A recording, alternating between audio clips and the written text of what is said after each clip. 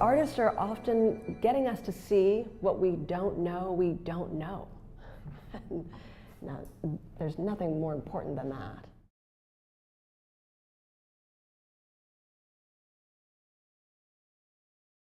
When Aperture approached you and pretty much gave you carte blanche, what was your conception for Vision and Justice? What did you want people to get out of this? The question I was asking in this issue really is, what's the role of culture for citizenship and justice? Right? What's the role of representation, of visual culture for this narrative of citizenship and justice? What I talk about in my Vision and Justice class at Harvard with my students is this arc of the American citizenship narrative. It begins in 1790 when Americans defined citizenship as whiteness, the ability to hold property, right? And the ability to set down Indian wars, right? How did we arrive at a definition of citizenship that looks markedly different from that, right, today? Is that just a legal narrative? Some might say yes. Or are there inflection points along the way that have been animated through cultural change, right? And by culture, I don't just mean images, but this is part of my thinking, right, in terms of when Aperture approached me, this was what I had in mind. So this represents kind of a discrete chapter in that much larger narrative. Like the function of images, especially during the civil rights movement, to get us to enlarge our concept of who belongs, who counts, what humanity looks like, what dignity looks like, right? And we have the work of masterful photographers who've done that, but when I give talks about it, the work isn't so much about honoring those masterful photographers as much as it is looking at what we all live with today, which is the crucial function of visual literacy, right? For how we consider notions of belonging wherever we are, whatever country we're in. I mean, even in what you were talking about, the arc of history being, is it legal, is it aesthetics and art? Yeah. In the example of Charles Black, the attorney, the two intertwine. Yeah. Can you talk a bit about that? The title Vision and Justice is there deliberately. It's not pictures and justice or images and justice because of the way that culture intertwines with this legal narrative. I love the story of Charles Black as an example of why this work is so important. Charles Black is this young, at the time, there's a story about Charles Black in 1931 when he's in Austin, Texas, segregated South, freshman in college, just wants to meet some girls at a dance, But he finds himself just struck still by the power of this trumpet player who he'd never heard of. And he knows because of the genius coming out of his horn that, as it turns out, Louis Armstrong, king of the trumpet, gave him an example that the world around him was just set up incorrectly, that segregation must be wrong.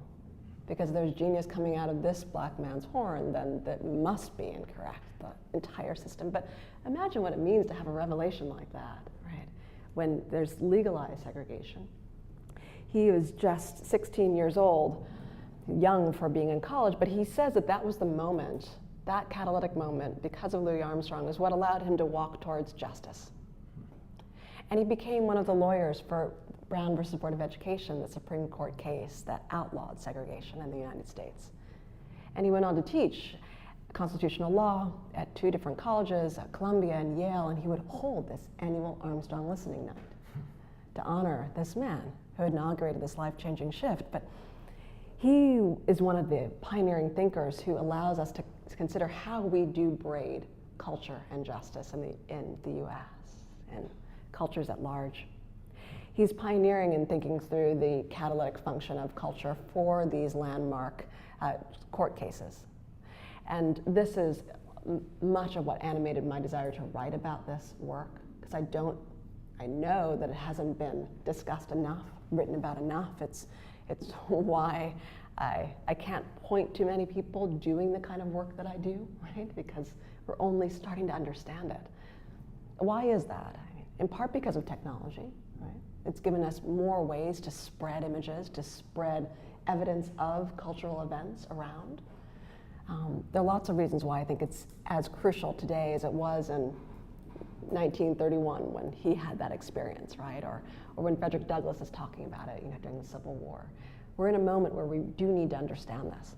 And it's what gives me a lot of energy and excitement about the work. Does the lever of change actually get pushed by the artist and the art? Or are they always just in that catalyzing mode of getting someone else to then actually change the narrative of justice? No, that's the eternal question.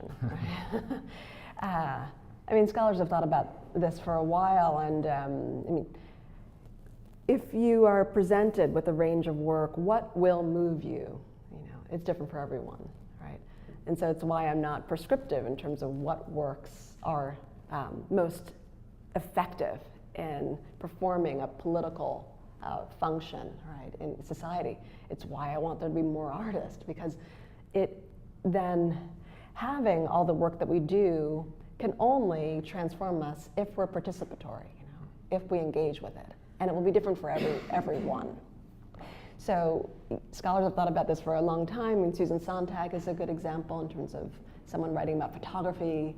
Her argument is that we might be paralyzed in the end by being saturated with too many images of injustice, right? And so she thinks about this as it relates to violence and war. And I'm not of the same mind. I don't think that you ever push past the technology of the soul and heart being impacted by work. I don't think that we can become kind of numb to them.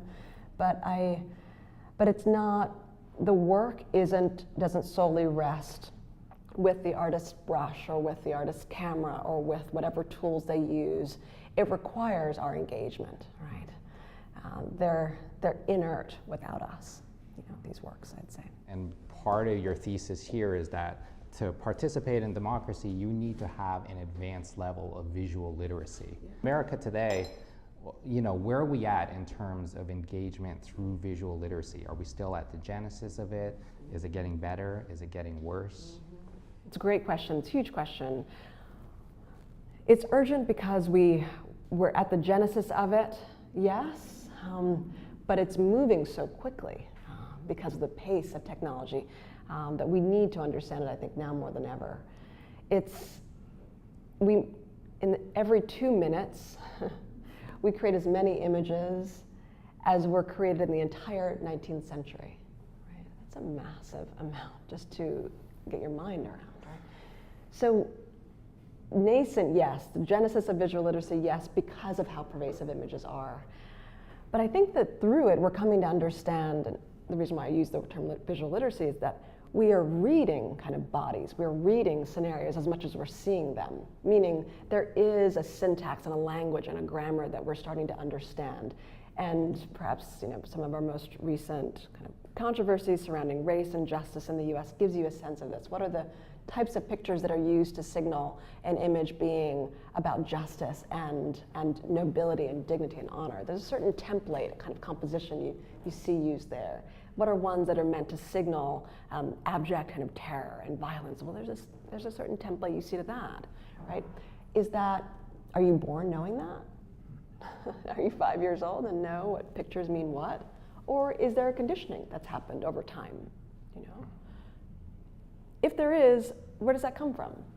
Where are you learning your language regarding visual literacy and race? You're learning it from the Times, from the Globe and Mail? Globe and Mail. Are you using it from The Economist? It's in the air around you. I'm trying to be more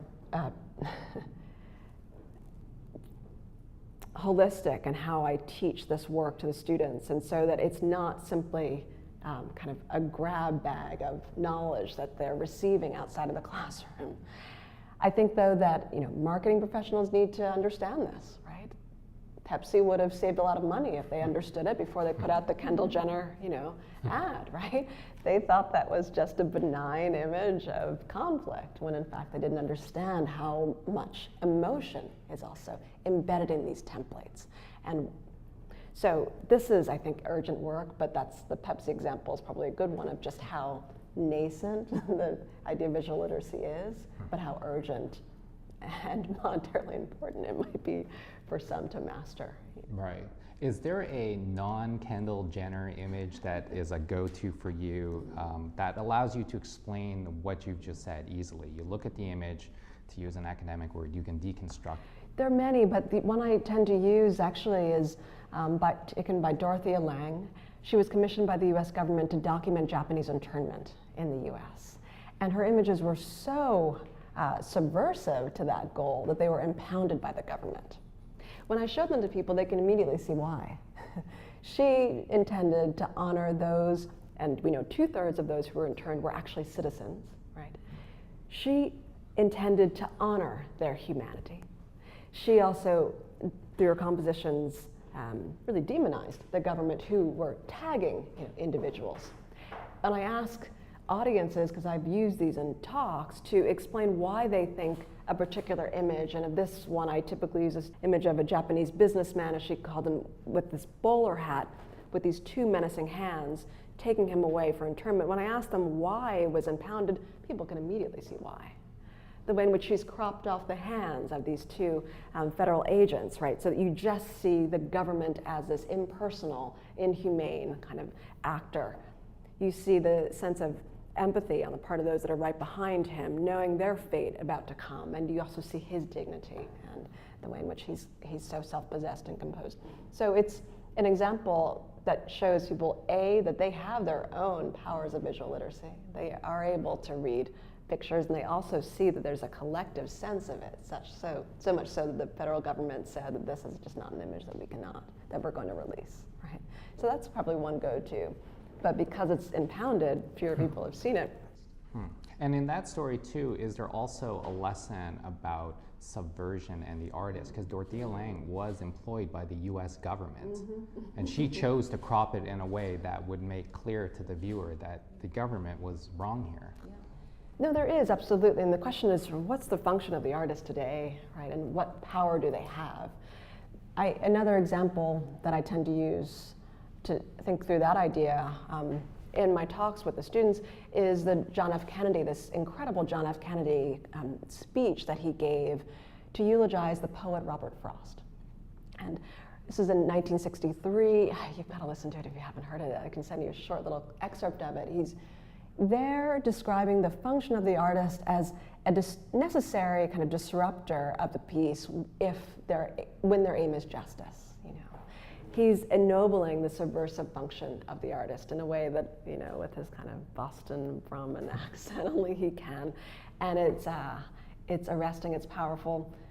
I use the example too because I also, as much as I focus on the visual, I see artists as artists of all kinds, right? Performers, poets, scholars, actors. So it's another way to think through the idea. There are definitely some societies that, of course, wouldn't allow me to talk about the function of the artist as being deliberately subversive and therefore contributory as a citizen. But I'm thankful to work in a democracy where I can talk through that idea. Yeah, a lot of my friends are visual artists, and in the last few months in talking to them, there's a sense of a certain kind of creative impotence of they question. In this context, what good really is making a bunch of pictures? So, as you said, so what is their role today? I would say two things primarily.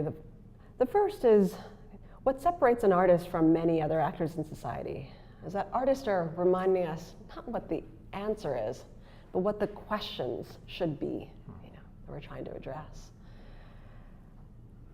Artists, oftentimes, if they have decades of work that's timeless enough and urgent enough to have retrospectives made of, or do have that work because they've identified a driving question. Every artist in this vision justice issue has a central question, right? With Carrie Mae Weems, it's how do we embody power, in society? With Gordon Parks, it might be actually something quite similar, but it is a question, and the work becomes urgent because there is not one answer, and because people need to see the various different ones that do exist. The second thing, though, I'd say, kind of give artists hope in a sense, is the reminder that, the second thing that I think distinguishes an artist from other actors in society is that artists are often getting us to see what we don't know. Now, there's nothing more important than that, I don't think. And so if their work is about that, they should never despair, right? It might not be seen in this lifetime. We understand that. That's also the kind of pact you make when you're an artist, that there might not be glory, but there will be importance and there will be meaning. Right. And in as much as artists produce discrete things, which in your phrase, focus people's attention on the important things, in the context of today where there is, Susan Sontag were alive, she would think the fusillade of images was the cascade was way too much. So as you said, every 2 minutes we're replicating photos at an unbelievable pace. How does an artist make a work that stands out from that? What I love about the question is it's dealing with this idea of speed. And we don't often address this when it comes to the role of a work of art. What is a work, what in this fusillade of images, I love that term, that's coming to us, what are the ones that we really need to see? What are the ones that are going to force you to pause enough to consider something anew? Make that. That's really the answer, The works that get you to have a desire to stand struck still in front of a work. Thomas Jefferson said he stood in front of a work for up to an hour and a half. He said, I don't know which, I was just so out of kind of time because it affected him that much. What kind of a work can do that, right? So much of it is about considering, we talked about this before, considering the difference between the urgent and the important. What's just of the moment, what's a trend, and what's actually here for all time, what has the elements that will make it important from decades to come. So for me, the litmus test, the filter, is about speed. As a curator, when I went through every image that I knew of to put that issue together, that was the metric. Would I pause on it? And why? Right. And so, in this context of just unending velocity, it does go back to not just what the artist makes, but what the viewer engages with in terms of visual literacy, that advanced visual literacy. That's right. And of course, I'm glossing over, everything I teach, which is about, the editorial decisions that an artist makes, the composition, the training, all of this is kind of a given, right? I'm like imagine talking to someone who's beyond that. But yes, this is really what the work is about with the vision justice issue. That's a great point. I'm not of the mind that every artist must be political, at all. But I do think that there is a kind of a dawning sense that artists are contributory citizens, meaning they're part of a collective, and that the sort of requisite process of being atomized and kind of isolated to create the work doesn't mean that they're somehow separate, from what happens within society, right? Over time, I think the arc of how artists kind of engage with the idea of citizenship and culture in the US sort of goes like this. I think initially culture was seen as a mode of evidence for the limits on citizenship, right? To keep it limited to a subset of what was considered white. And so we know that kind of massive influx of immigrants didn't mean that everyone was kind of deemed the same kind of category. Evidence in that context, and that's kind of going up until 1920s, culture as evidence in that context was really about prints, a lot of things to do with kind of demeaning sort of stereotypes that would keep the hierarchy kind of in place, right? Culture as evidence, and oftentimes what you find in that context is photographers like Augustus Sherman, who would take photographs of immigrants coming on Ellis Island, were having their work taken up for purposes that weren't theirs, right? So they would take the images and then you would see a nativist use them in a book, right? To say that this is a category of immigrant that we don't want as part of the body politic. And then you'd have others using them for progressive modes. So you never know what a work is going to do in the world, but in that time period you see art used oftentimes as evidence to keep the limits on citizenship. And then you start to see art as a mode of, and culture as a mode of critique, right? And that is a talking back to the limits of citizenship and a way to enlarge them. The FSA is a great example of that, that produced the Gordon Parks and produced a Dorothea Lange. And then you start to see, and this is the mode we're in now, culture as a metric for engagement, right? And to create social movements, to galvanize them. Black Lives Matter was started by artists, and that's not a coincidence, right?